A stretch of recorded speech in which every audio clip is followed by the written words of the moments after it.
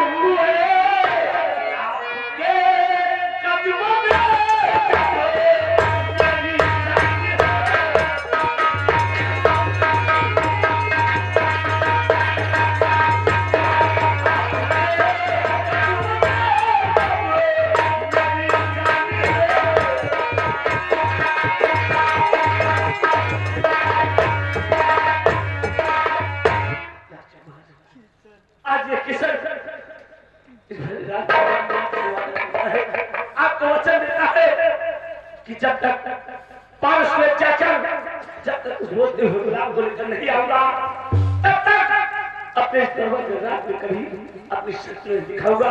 आपकी आंखों की जो जब तक वापस नहीं आएगी, तब तक ये किशन इस तरह गजराज वापस लौट कर नहीं आएगा। शाबाश लौंडे शाबाश।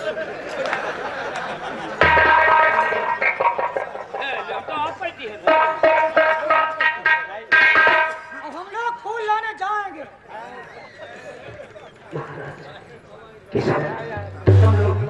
तो जाने हंसी हो जाए यार, लेकिन आज दवा तो जा मेरे घर में मेरी बेटी माँ है, इसके जीने का सहारा सिर्फ नहीं। अगर मैं अपनी झोपड़ी पर अपनी माँ से मिले गया तो हो सकता है राजन कि मैं 5 श्लोक कभी न जा सकूं।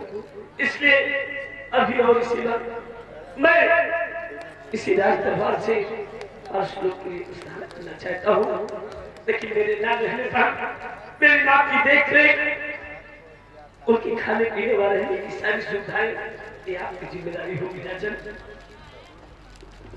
किशन समझाओ नहीं बेटा, शौक से तुम 5 श्लोक गाओ। तुम्हारी माँ की देख रेख सुबह इंतजाम हम अच्छी तरह से करेंगे। दरबार का कोई भिखारी मेरी माँ के हाथ चाल लेने के लिए मेरी झोपड़ी पर जा सकता है। सेनापति चले जाए, आप स्वयं मेरी माँ के हाथ चाल ले सकते हैं, लेकिन मेरे घर इन दोनों को नहीं भेजा जाएगा। तुम बेटा इसकी चिंता मत करो, तुम्हारी माँ की देख रेख, खाने पीने और रहने की व्यवस्थाएं हम लोग बराबर करते रहेंगे। और फिर हाँ, हमारे सेनापति दयाल सिंह हैं, वो तुम्हारे माँ की हर ख्वाहिश पूरी करेंगे बेटा। लेकिन सफर दूर का है, खर्च ज्यादा लगेंगे, इसलिए हम तुम्हें खजाने से 2 लाख रुपए देते हैं। अगर और कोई चीज की आवश्यकता हो तो हमारी सेनापति दयाल सिंह से बोल देना, और बहुत से कर्मचारी हैं उनसे भी बोल देना, वो तुम्हारी हर ख्वाहिश पूरी करेंगे।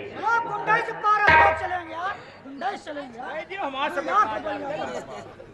बेटे किशन, चाचा जी, सम्राट का जो संसार तुम इसी भरी रात दरबार से पारलोक के लिए रवाना होना चाहते हो। और आज तेरा बच्चा से भरी रात दरबार को तुम्हें वचन देता है कि आपका जिस तरह तुमने अपनी माँ की देखभाल और उनकी परवरिश किया है, तुम्हारी कर्मयोगी में मैं उनका बड़ा बेटा बनकर उसी तरह उनकी देखभाल और परवरिश करता रहूंगा। मेरे रहते हुए तुम्हारी माँ को कोई तकलीफ नहीं होने पाएगी। चाचा जी, मुझे विश्वास है कि अगर आप मेरी माँ को बड़े बेटे बनकर उनको समझाएंगे तो वो आपकी बात जरूर मान जाएगी। क्यों नहीं बेटी, मैं तुम्हारी संज्ञा पर तुम्हारी माँ को अवश्य समझाने का प्रयास करूंगा। महाराज, मुझे आशीर्वाद दीजिए कि मैं वो वचन उस बोलते हुए गुलाब को लेकर अपनी मंजिल में कामयाब होकर अपने राज वापस लौट कर आऊंगा। मुझे आशीर्वाद धैर्य के साथ तुम जिस काम के लिए जा रहे हो बेटा, वो काम अवश्य पूरा होगा, और आशीर्वाद तो मेरा तेरे साथ में।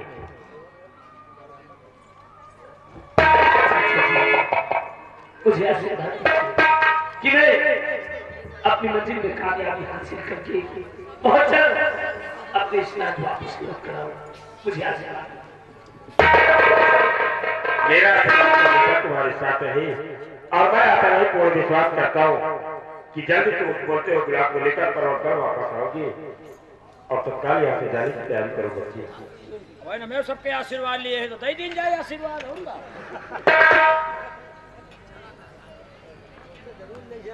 लंबरदार जय राज की। भैया किशन के साथ अमोक पारस लोग जावा चाहिए राजन। क्या तुम भी जाना चाहते हो? जी राजन। तुम कौन है इसके? जी आशीर्वाद दे दो राजन। अच्छा, तो तुम भी जाना चाहते हो? खुश रहो, बहुत जल्द वापस आना। राजन मगर एक दिक्कत है राजन। तो दिक्कत है तो तुम मत जाओ। नहीं राजन, हम जा जरूर, हमें मेहमान की डिलीवरी होने वाली है राजन। अच्छा, हाँ राजन। तो तुम उसको छोड़कर मत जाओ।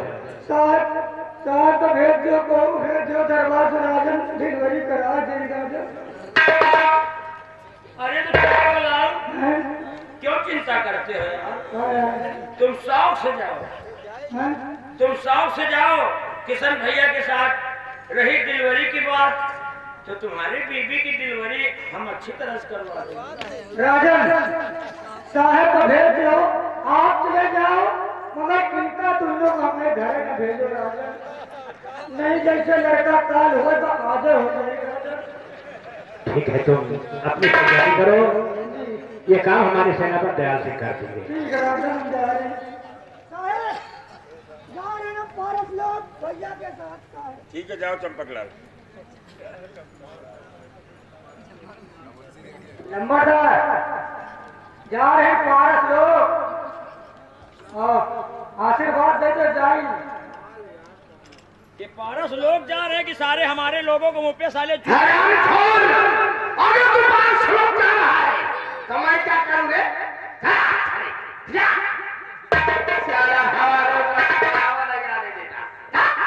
कहाँ से आंधी तेरी आवाज, तुमका कहना इतना है ना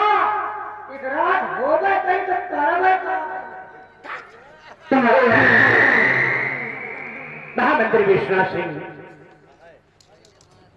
हजूर, रात दरबार का कार्यभार देखते रहना और हम राजकुमार सूरज को लेकर राजमहल चल रहे हैं।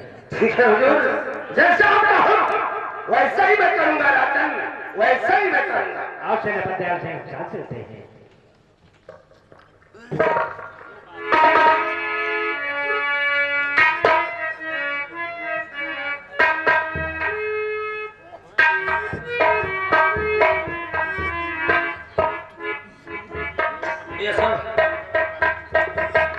ये सब गुड़िया डुलाई सेनापति का यार भाई रंगलिया के हिम्मत है कि चले जाए अकेले। हमरा क्या सम्मालन हो गया रे,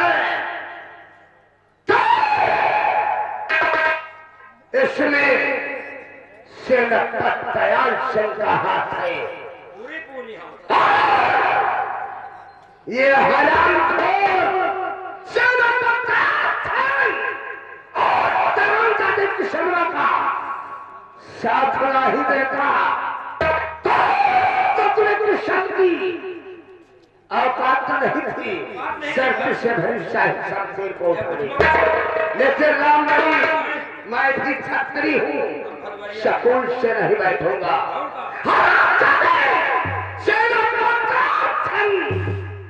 तेरी जिंदगी में ऐसा जहर घोलूंगा, ऐसा जहर घोलूंगा कि तो साला किसी काम का नहीं रहेगा।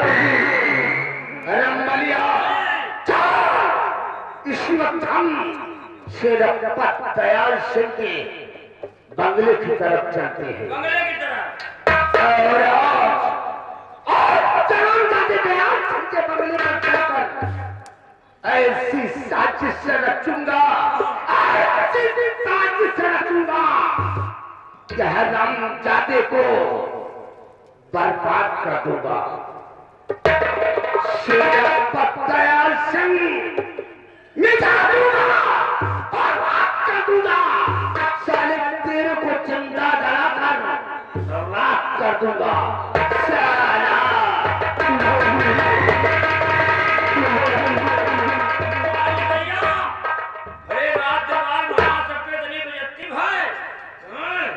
भगवान करे हम लोगों से झूठ न बुलवाए और झूठ बोलो तो कौवा काटे। अब हम लोग चल रहे सेनापति के बंगले पर, अब क्या करे जा रहे हैं उसका रास्ता में सोचा चलते हैं।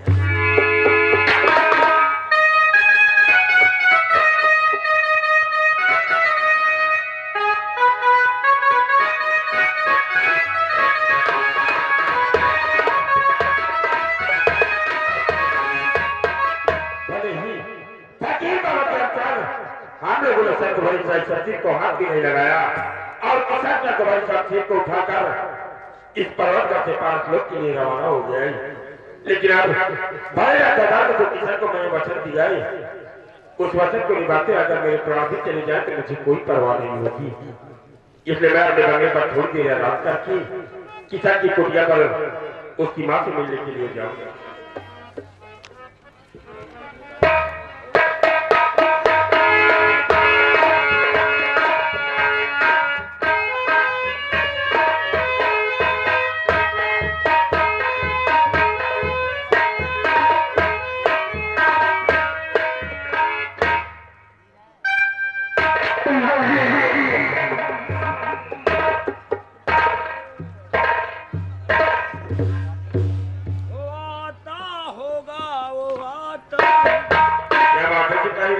नमस्कार मेरे दोस्त सेनापति दयाल सिंह। आज हमारा सबका नमस्कार मंत्री जी। आपकी बात क्या है जो कि आज सुबह सुबह आप मेरे बंगले की तरफ आ गए हो? सेनापति दयाल सिंह, मेरे को मालूम है कि तुम्हारी ड्यूटी है वक्त सीमा सरहद पर रहती है। हमारी तुम्हारी जल्दी मुलाकात तो होती नहीं,